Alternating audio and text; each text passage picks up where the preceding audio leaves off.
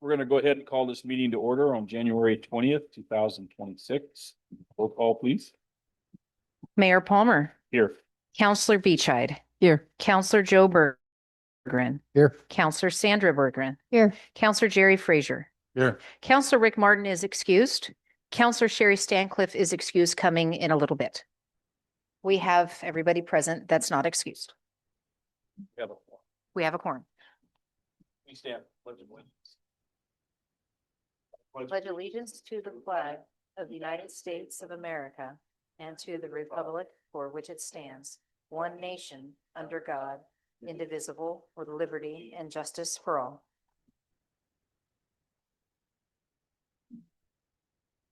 Lily, is there any adjustments to the agenda? Announcements, awards, proclamations? Sorry. Okay, any audience participation? Nice smile. Welcome. There's no one signed up for public comment. Okay. So right now we are going to go into a public hearing. And this is dealing with the ordinance 26-02 riparian protection. I will entertain a motion at this time and a second for the first read by title only, or however the council would like it read. I'll make a motion to have the first reading of ordinance 2602 by title only. Second. Any questions? Lily, I have a motion. Second. Counselor Joe? Yes. Counselor Sandy? Yes. Counselor Jerry? Yes. Counselor Malia? Yes. Motion carries. Ordinance number 26-02, an ordinance creating section 17.49 of the Gold Hill Municipal Code relating to stream corridors and riparian habitat, adopting the language set forth in Exhibit A and declaring an effective date. Thank you. Council, do you have any questions at this time? Oh, okay. Sorry, my bad. That presentation. Thank you, Mr. Mayor. My name is Lily Morgan. I am the city manager of Gold Hill. I will be filling in for the planning report that took place. You will notice in your packet is both the language of Exhibit A is the language that will be inserted into 17-49, creating a stream corridors and riparian habitat. And then the map is also included that shows the areas that in the slashes of the map are the areas that would be impacted. And the X's are properties that have portions of their property impacted. This information was presented to the Gold Hill Planning Commission, and the Planning Commission made recommendation for this to come to council for approval. I am going to read Dick Converse from RVCOG, the senior principal planner that is back on contract. I'm going to read his staff report. Even though it's in your packet, I believe it's important to have the information in the record. So for the first reading of ordinance 26-02, the riparian protection regulations in the Gold Hill Municipal Code 1749. For the record, it's 604 and Counselor Stancliffe is with us. So first is the purpose. The purpose of this report is to present ordinance 26-02 for its first reading. The ordinance would adopt new riparian protection regulations as Gold Hill Municipal Code 17.49, establishing standards for development and vegetation management within the riparian corridor of the Rogue River.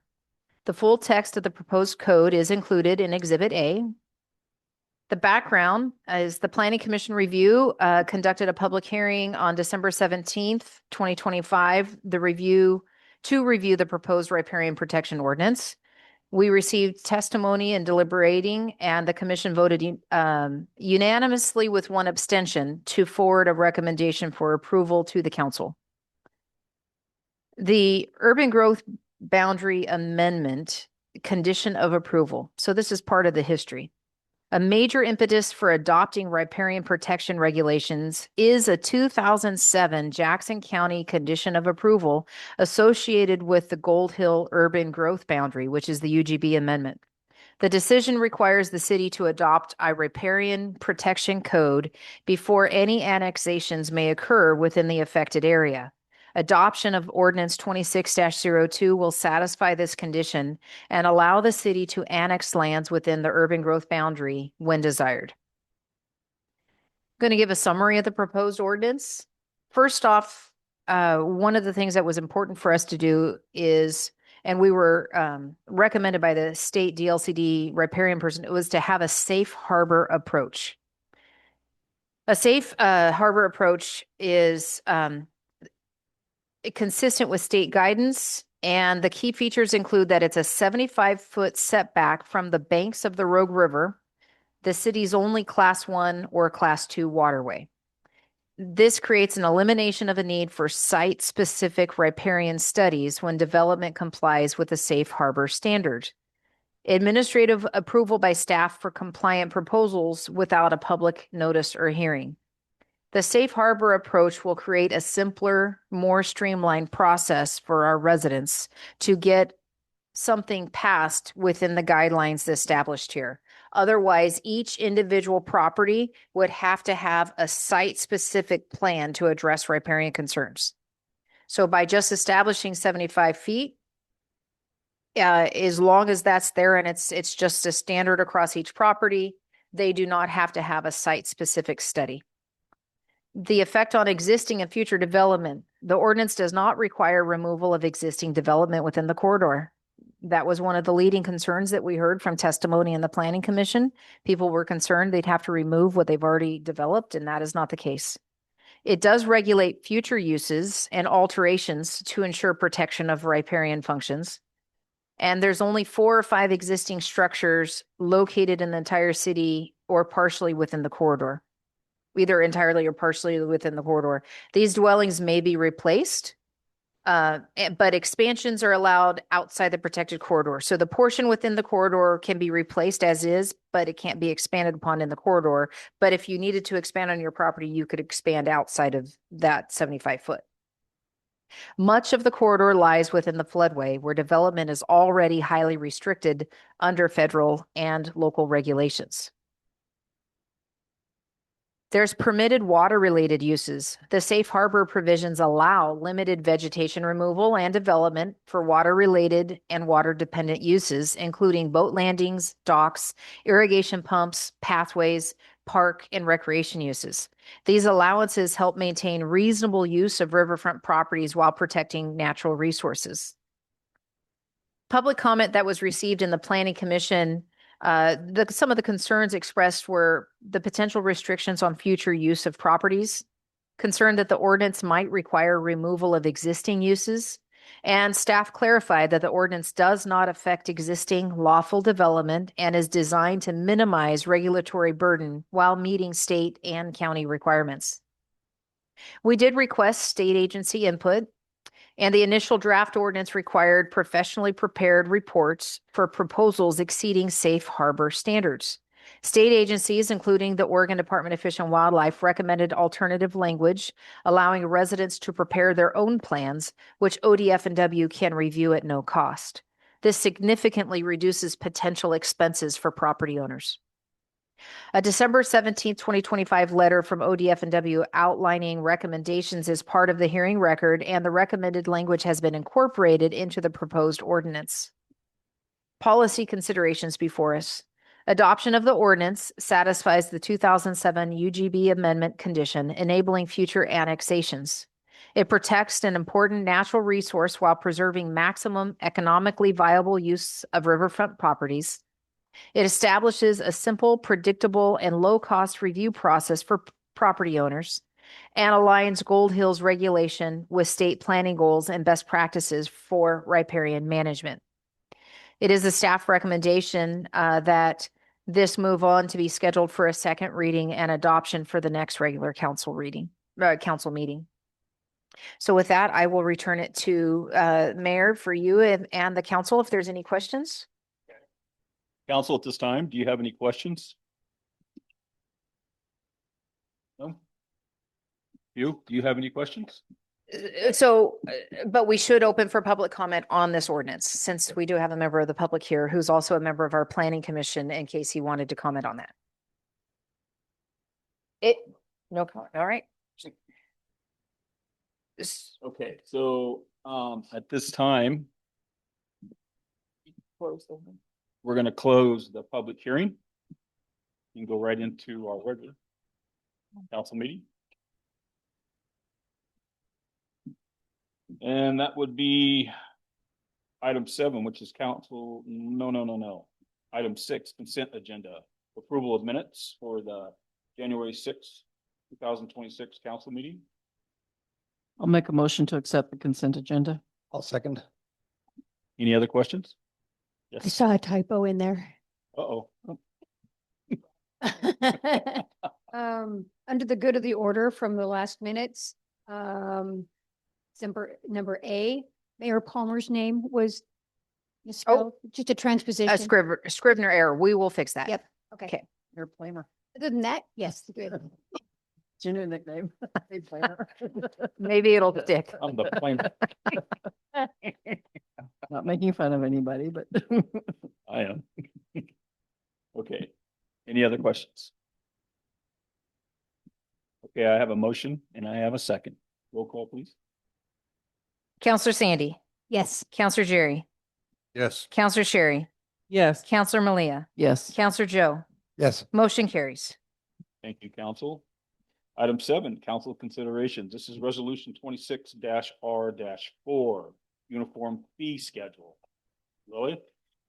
So resolution 26R4 is a resolution updating the City of Gold Hills uniform fee schedule to add planning fees for type 2 partition or replat on a minor level and a major level, and a type 4 right-of-way street vacation procedures. And it's adopting the 2026 planning fee schedule as Exhibit B. I have a staff report that I have put before you. I just received from our, let's see here, I'm going to pull it up on the screen so the public can also see it. Oh, wrong one. Here we go.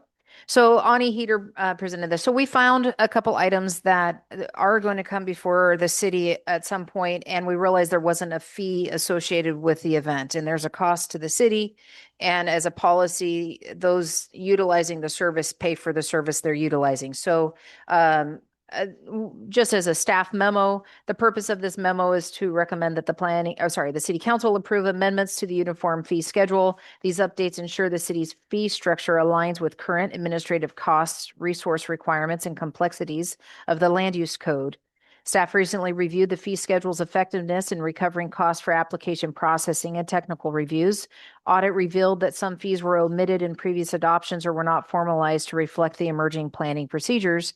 Staff find the proposed updates necessary to maintain fiscal responsibility and a high level of service.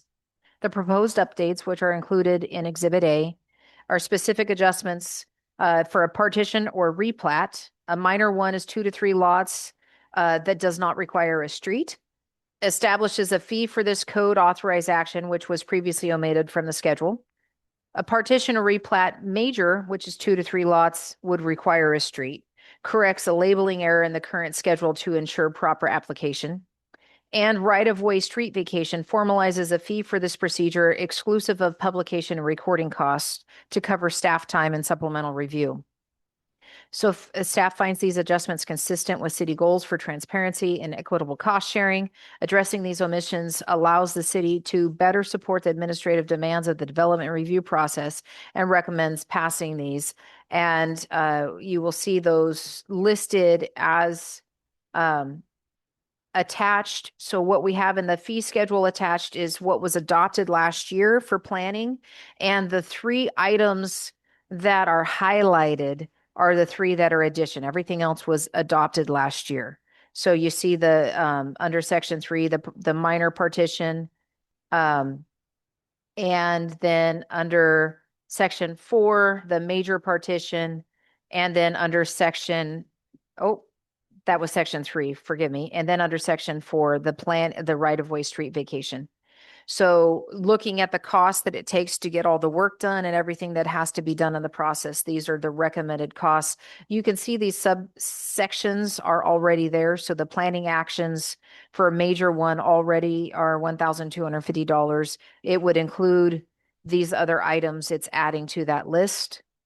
And then under the type 2 decisions, the cost for that partition or replat of $750 for the minor one, $1,250 for the major, and then the recommendation for a street vacation process is recommended at $2,000, which is a new fee.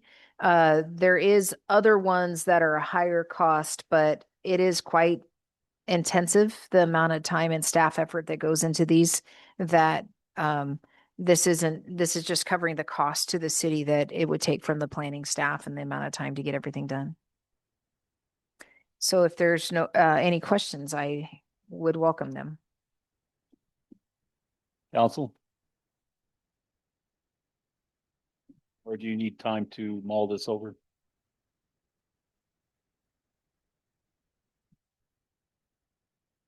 These are basically making sure that we're not losing money from our administrator. I think that's a good idea. We contract to the Rogue Valley Council of Governments to provide planning services to us. We get billed on an hourly rate based on how much it costs. So this is their estimate of how much it would cost us to cover these. And so this would cover the cost to the city. It's not making a profit to the city. It's covering the cost. I think that's an excellent idea. Would you like a motion? If the council so chooses, yes, I'd like a motion. I'll make a motion to adopt resolution number 26-R-04. A second. Any other questions? Lily, I have a motion and I have a second. Roll call, please. Counselor Jerry, Yes. Counselor Sherry, Yes. Counselor Malia, Yes. Counselor Joe. Yeah. Counselor Sandy, Yes. and the motion carries. Thank you. Item 8, reports from counselors. I had an interesting meeting at RV Act earlier in the week. They were going over a list of projects having to do with interchanges. So the exits on and off of I-5. And the exit at exit 40 is not on the list. And I don't know if any of you pay much attention to, when you're driving out of town and you turn right at the T and head towards I-5, and you get in front of the fire station right there. If you're a pedestrian or if you're on a bike, and remember, the bus stop for Gold Hill is over at Dardanelle. This is the way you have to walk to catch a bus. You would have to either walk in the lane of traffic or you would have to walk through the irrigation canal. There's no other choices. There's no shoulder. There's no other place. So anyway, that's been rankling me for a long time. You might be able to tell that by the tone of my voice. And it was not on the list. So I asked, what would it take to be on the list? And they said, well, we'll have to have a little meeting about it. And so we're actually having a little meeting about it Friday. So I just want to let y'all know that I'm advocating for that because I think it's a really unsafe situation and it's changed. I've seen that one for a long time, Leanne. And it's a simple fix. It's 2 pilings and a steel plate and then pavement. So it should be an easy fix. There's also, ODOT brought to my attention on that same topic, a realignment of where, is it Upper River Road comes in, just That whole intersection is a that mess. to Yeah. that access road. So hopefully they'll take all that in consideration, that as they look at pedestrian safety, bike safety, and the alignment of those roads, you can get stuck at that intersection for a while. It is not included in the bridge replacement funding, as those are different funding sources. But it is a project that had met a requirement of a previous study at ODOT, so it wouldn't be a stretch for it to be added. And then I was not able to make it to MRMPO, but Lily was going to try and log on and we were able to do that. I was able to fill in on the policy committee for MRMPO, and Mark Warwick was appointed as a citizen to the Citizen Advisory Council on behalf of Gold Hill. And he had been attending as a citizen, as a non-member, non-voting member, and the chair of the committee had approached him about doing that. And anyhow, in our tactical advisory committee, they asked, how does somebody get formally done? And they said the policy committee representative can nominate. Well, that's Malia. And it was on the agenda. So I assumed that happened because I didn't have anything to do with it being on the agenda. In addition, during the COVID times, there was extra funding provided to Southern Oregon's MRMPO, and it was divided into 3 pockets. City of Gold Hill received $270,000. The City of Rogue River received $270,000, and then $270,000 was set aside for the Greenway expansion between Rogue River and Gold Hill. And that money has to individually be voted on by the policy committee to distribute the funds. And Rogue River had requested some money be distributed out of that fund for their portion of some planning for that greenway. So that was also approved in that policy commission or policy meeting. I got your back. I know you would.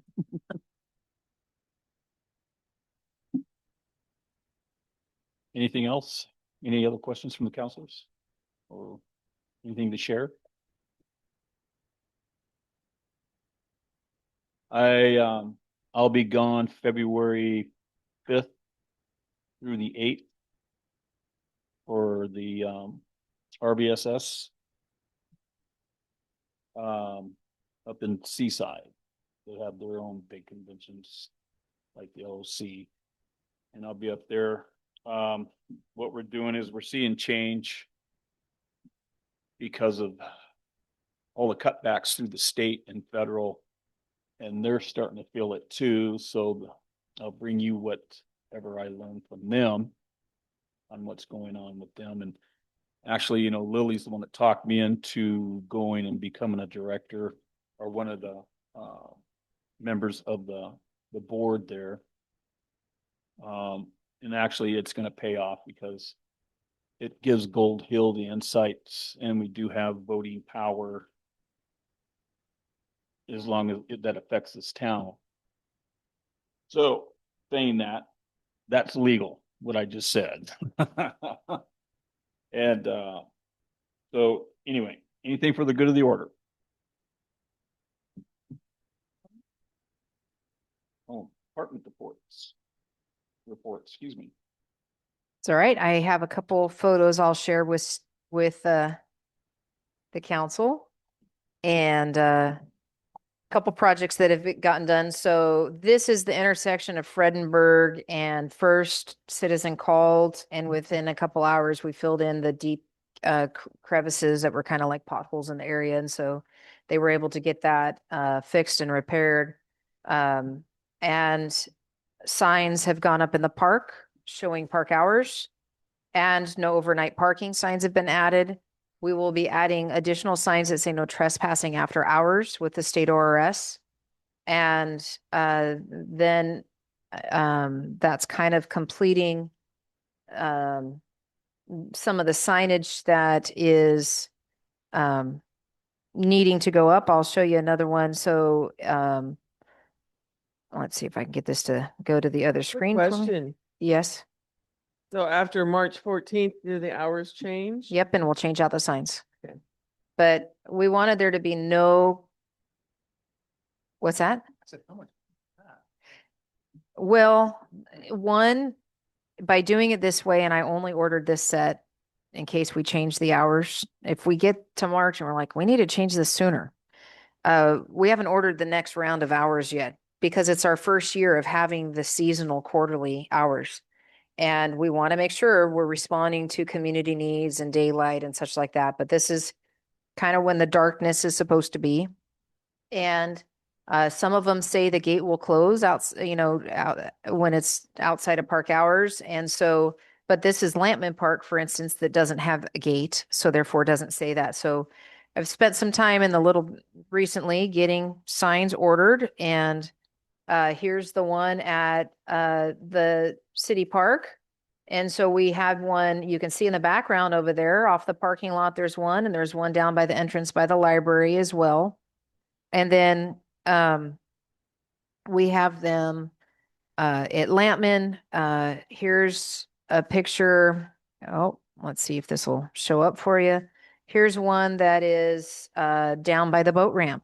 So making clear that, as people want to rest and spend time in our parks, they're welcome to do so. We have no problem showing kindness to people that need to do that. But that doesn't mean there's overnight parking.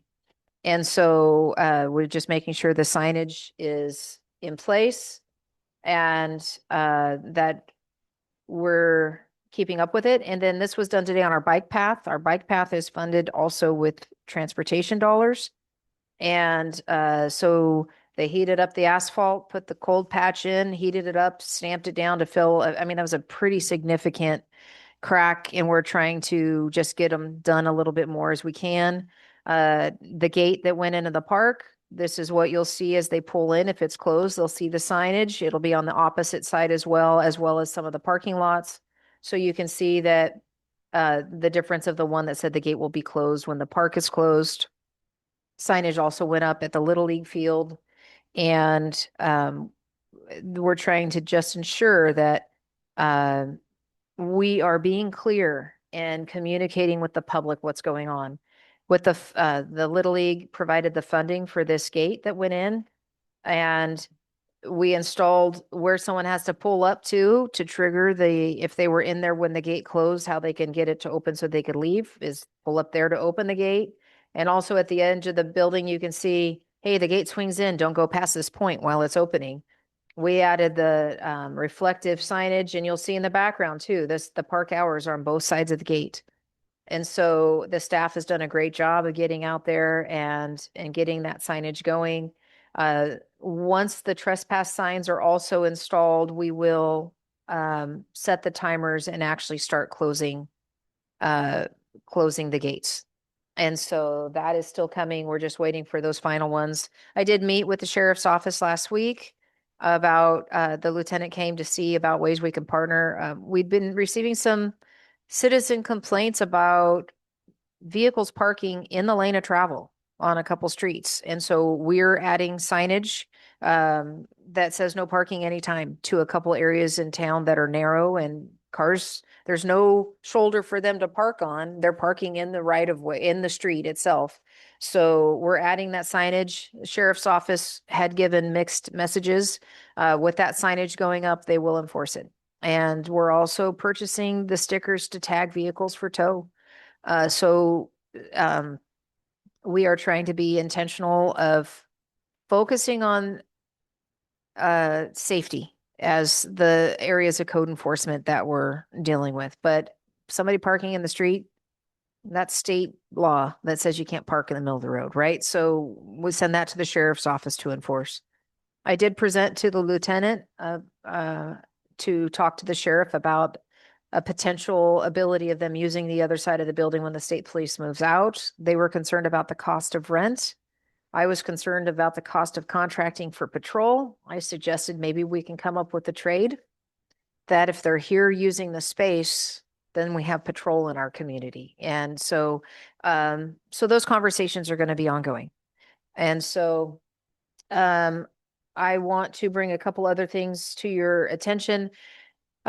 We had a recent planning application come in, or a land use application come in, that our code really needs to be updated on. And tomorrow we're submitting that update to the state.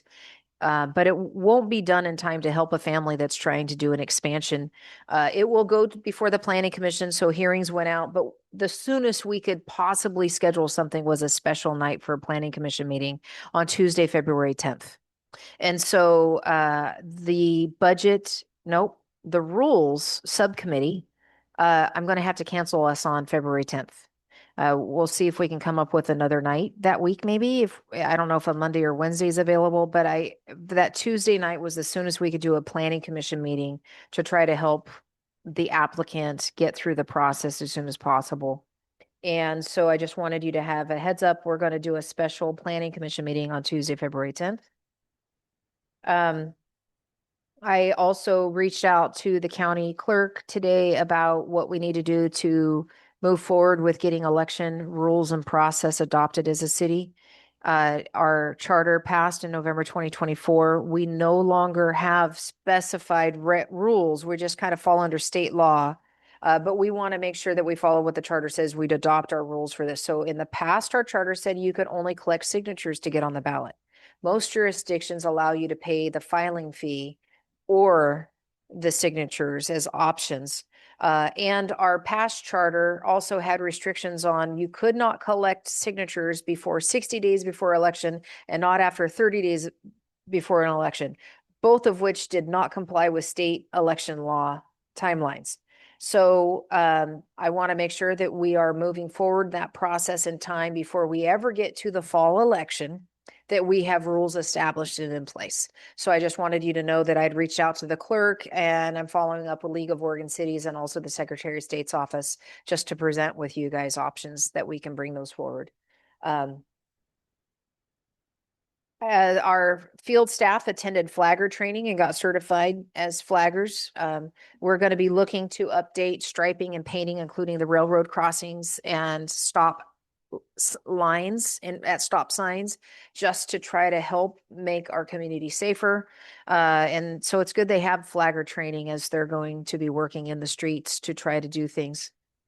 I did send to you guys an email notifying you that League of Oregon Cities is hosting an online training for budget, public budget. And there's one for both staff and there's one for elected officials. I also extended the invitation to our citizen budget committee members to attend the elected official training. I contacted League of Oregon Cities and said, hey, every budget committee is half elected, half citizen. Which training, the staff or the elected, does the citizens attend? And they said the elected. So I extended that invitation for the city to pay for our budget committee to attend the training, and any of you that want to attend, please let me know so I can make sure to get us registered. If we have 5 or more, the cost stops at that point. Otherwise, we pay the individual amount up to 5. But then after that, there's no additional cost. So it would be nice if as many of our budget committee members could do the training. I understand that a training from 9 a.m. to 1 p.m. on a Thursday is difficult because people work. I understand that. I'm hoping that by giving more than a month's notice of the training, that hopefully maybe people could accommodate and attend. And the more that we can be educated in the process. This training is presented by a municipal auditor.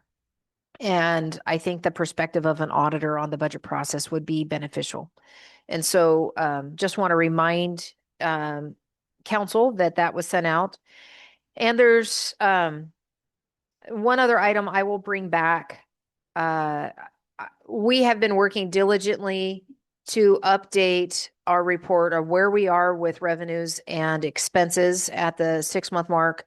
And there's just been an ongoing issue of, are things going to the right chart of accounts? So when we run that report, they're there. So it's almost done. It will be here for the February 3rd meeting. So we'll go over and I'll put it on the agenda. We'll go through it. And so it will be there in the public for them to see where we've been at the 6-month mark. And so then there will be one more item that I bring for you regarding an ODOT funding letter that I'm going to ask council to authorize us to sign. But I'll bring that back under good of the order instead of in the report. But that just came through last night at 9 something at night. So it was too late to get it added to the agenda. Is there anything else? You good of the order?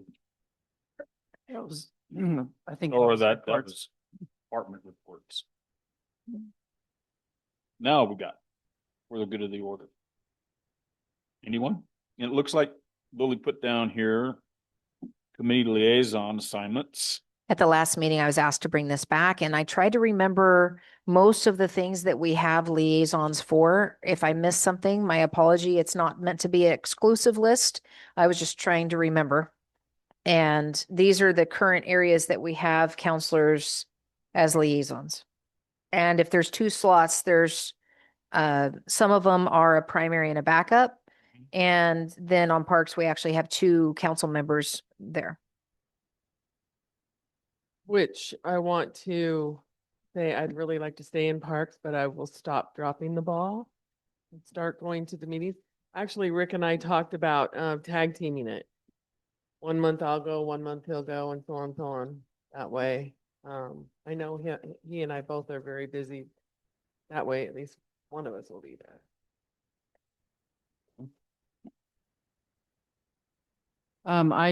I enjoy going to the RV Acts, Policy Committee and the RV Act and the MRMPO Policy Committee. I'd like to continue with those if nobody has any objections. And you're going to the RM. Those are both transportation related. Yes. And RV Act meets quarterly, right? Yeah. And then MRMPO meets monthly. So the RV Act, is that like just an online thing or is that like an in-person? They're both, you could do either on both of those. You can go it in person. I wouldn't mind being backup on that, Which one?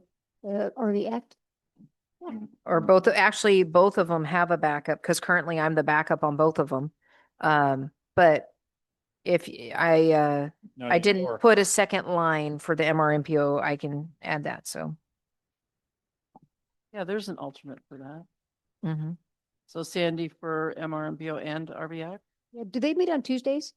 Or the, RV Act meets on Tuesday and that's why I morning. was choosing that one. I was like, ooh, that's something I could do. I wouldn't have to schedule off of work. MRMPO is Thursday afternoons. That might conflict with work. But you could do Tuesday morning? Mhm. Want to do that? For the RN, Or, Yeah, No, the RV RV Act. the RBI is for Tuesday morning. Okay. and you're always welcome to just, couldn't she just? You are I don't know welcome if to they're attend as a they are non-voting open- They member. are So open to the public. it is a public meeting. So if you wanted to attend as a member of the public attending, you can do that. Okay. You just go would for- not vote as the backup if she's there. You'd only vote if she were not there. If you could go in person, just walk in. If you wanted to do it by Zoom, I could give you somebody to talk to, and I think that they would give you a Zoom link. I will email RV Cog, Kelsey to have you added as the backup. So you would be official if that was what the Yeah, council, that should be done. On for RV sure. cog? No, on RV Act or MRMPO. the gal I that, said RV cog. Forgive me, RV Cog is the staff that Yeah. staffs RV Act and MRMPO.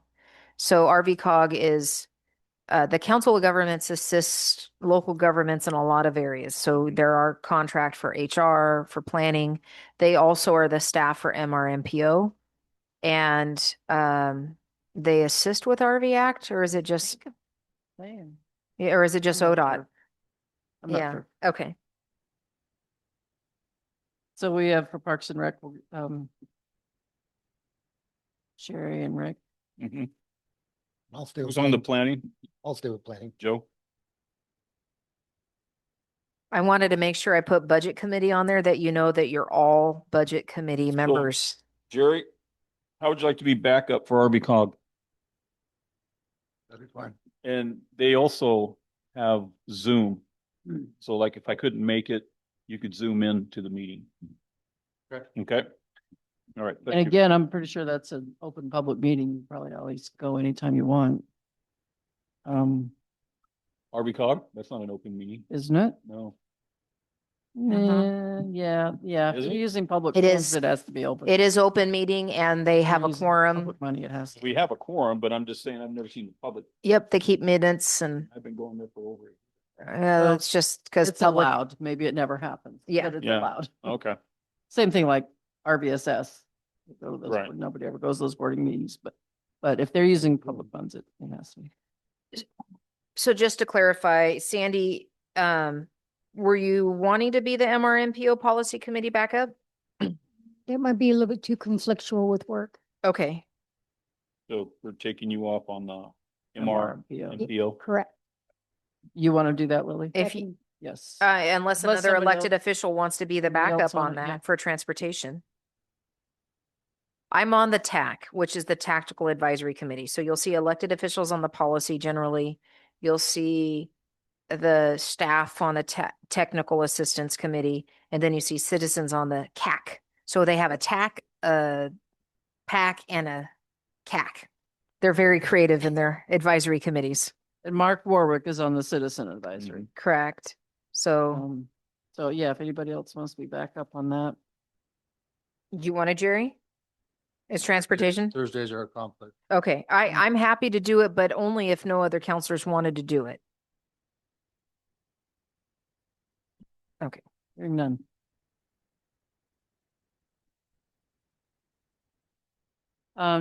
We have included can do on this list in the past. I don't know if that's, I left it off. Mhm. And I mean, it's kind of an unofficial, official-ish. And like I said, it wasn't meant to be exclusive, but I only listed the ones that they have official CAD liaison. So if you Yeah. want can do No. added, I don't know. No, well, on there. we have a good working relationship. Well, here's how it. I run, Okay, okay, I don't want them on. that's fair. It's not a city committee. It's However, not a city committee. we just how we can be on different board members in the community. We can have council members that are board members, and when they need, they invite me. And I take part as a staff person to make sure that we're working in partnership, and we'll continue to do that. If IOF called and said, I need somebody from the city to come to a meeting, I'd come to the meeting. If Moose Lodge across the way wanted someone from the city, I'd do that too. So And that's the reason why we have a good working relationship with Can Do, and I don't want to upset an apple cart. We get too many people involved. They were the people that asked me to be the liaison. So, You've always been involved well, since I've been. not officially until we declared it. Now we're declaring it not. Whatever. I So don't, if it's official, Well- then there's no harm either way. There are other committees, like if the city opted to be a member of Soretti again, it would be appropriate to have a city council liaison to that. If we were ever to join a membership of a chamber, it would be appropriate to designate a council member to be that liaison to a chamber. So there are outside groups that city council liaisons go to, and Can Do can be one of those. So there's absolutely no problem with us saying, hey, will you be our liaison to report from city things to Can Do, and they can report things back. There's no harm in that because we do that with other community related associations and memberships. Well, if we're gonna do that, then I will leave it up to the council if you want to vote that in as one of the committees. And then add it to the charter. No, it's not an official city committee, but some of those other ones aren't either. So it's, That's why I'm saying I okay. don't understand what you're saying. does the city need to try to be, well, I don't think the city. I needs to be a member. I don't care. It does not Okay. matter to me. Just leave it off. It's, Okay. it's fine. Okay. Any other questions? I have one other item for good of the order, if I may. Okay. So last night I received an email from the Public Works Director with the county asking that the other cities in Southern Oregon join in on a letter of support. So you may or may not have heard that the legislature in the long session last year, passed a transportation package that would increase gas tax, transit tax, and many other things. And there was a group of citizens that filed a referendum, and they had 90 days to collect signatures to refer that to the voters to see if the voters want to support the transportation tax. They were successfully able to get enough signatures to put the item on the ballot. The governor had made a statement that they were going to repeal the bill and come up with a different plan. And then as opinion from the Attorney General from 90 years ago was found that you cannot pull something from going to the voters once it's been referred to the voters. So the a spokesperson from the Transportation Committee with the majority party announced that they're going to pull funding from other sources to pay for the shortfall and specifically quoted the money they give to counties and cities as a direction they will remove money. This will shut us down from getting things accomplished in our city if we lose the state revenue sharing of our gas tax. For us right now, this is $9,000 to $10,000 a month. It impacts somebody calling and saying, are you going to fix those potholes? Us paving Shavner this summer, us fixing the Fredenberg drainage issues there. It pays for our fuel. It paid for those vehicles. It pays for the repairs we just did on the bike path, as that's transportation related.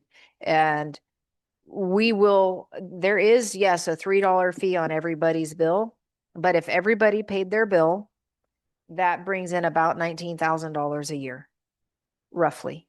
That's not enough. Just one block of Shavner costs $25,000, $24,500. So this would be devastating to us. So I'm going to pull up on the screen the letter that was a draft, that this letter would be to our Jackson County Legislative Delegation, which is currently Senators Golden and Senator Robinson, Representative Pam Marsh, Kim Wallen, Emily McIntyre, Alex Scarlatos. I believe that's the 2 senators and 4 representatives that represent Jackson County. So this would be a letter from us to them, and they're asking that we sign on. Either the city manager or mayor or both was the request. So please accept this letter as a joint request from local governments in Jackson County. Collectively, we are highly concerned with increasing discussions pertaining to amending the historic 50-30-20 split of the State Highway Fund during 2026 legislative session. While we understand the financial position the Oregon Department of Transportation, ODOT, is in, we ask that you acknowledge our transportation funding struggles, which we have diligently articulated as we have collectively worked to address funding needs in recent years. Local governments manage the largest share of the Oregon transportation system. With over 80% of the total road miles, statewide local governments manage nearly 60% of all bridges as compared to ODOT's 40%. The condition of our local roads and bridges continues to decline, and now is not the time to reduce our funding.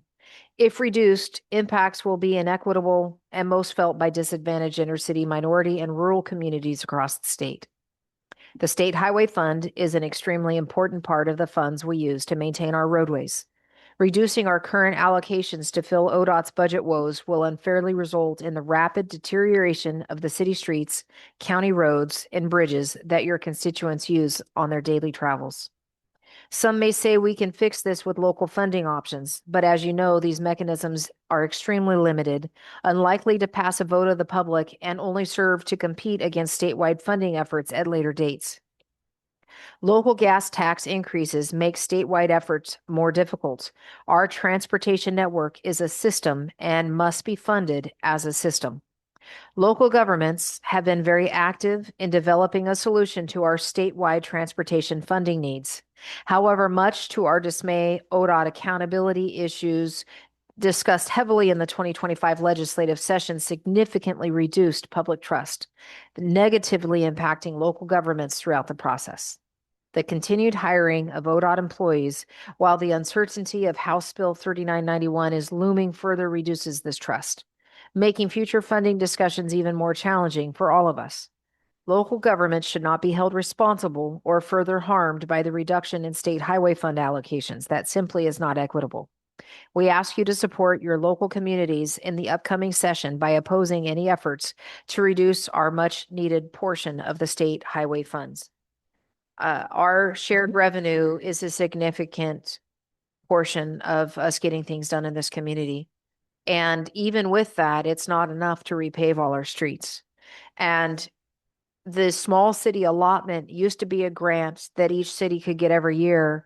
And it's now become so highly competitive that it will be once every few years that we would maybe get it, if we get it at all. I'm working on the application for this year's application that is due in the next month, but we're not guaranteed to get it. And that's one project. I am focusing on Fourth Avenue between Dardanelle and Gustav to address the safety concerns I have there of the road crumbling into the parking lot at one end and the students I see every day walking in the middle of the road near Gustav to get to school because there's no sidewalks at that intersection nearest a railroad track. So for me, that's the highest safety concern in our community right now to address that street. But the limit of the grant is $250,000. And so the repairs that we can do, I'm having to prioritize right now. When we applied last year, that would get us the sidewalks and the curb on the north side of the road. I specifically said, let's not focus on the south side because if we did curbs and gutters on both sides of the street, we could do one block. And I think it's important that we actually pave the entire portion between Dardanelle and Gustav. As that system of transportation of the people coming off the highway and going forward instead of cutting across. I see people racing to beat a train all the time. They don't want to get stuck at the cross and they go around to where there's not an arm coming down. But that would be our only funding from the state left if we were to be removed. Now, they say that cities can then impose our own gas tax.